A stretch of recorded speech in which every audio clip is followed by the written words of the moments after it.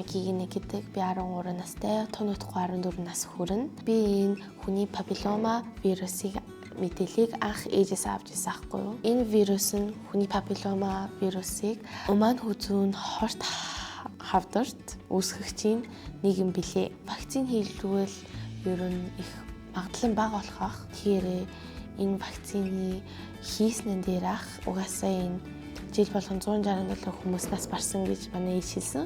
Тэр их эвгүй мэдрэмж ах байсан. Гэхдээ одоо тэр магадлалын бууруулахын төлөө энэ вакцины хийлгэсэн дээр гэж бодож байна. Охтууд хийлгэн хөвгүүч ялгаагүй хийлгэсэн дээр гэж бодож байгаа би. Ямар ч үс хамаагүй хоёулаа хийлгэсэн дээр гэж бодож байгаа. Надаа бас ингээд одоо их сайн найзалж байгаа миний их дотны найзууд нь ирээдүйд энэ өвчнийг тусвал ер нь бол надад их хүнээр тусгахаа.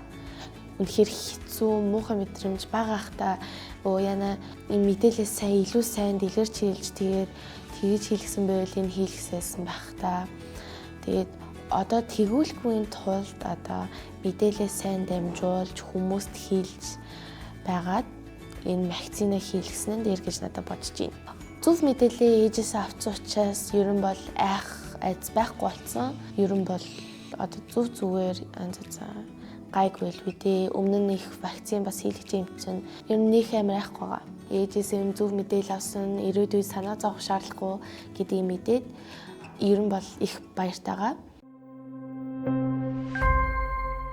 Өнөөдрийн вакцин ирээдүйн хамгаалалт.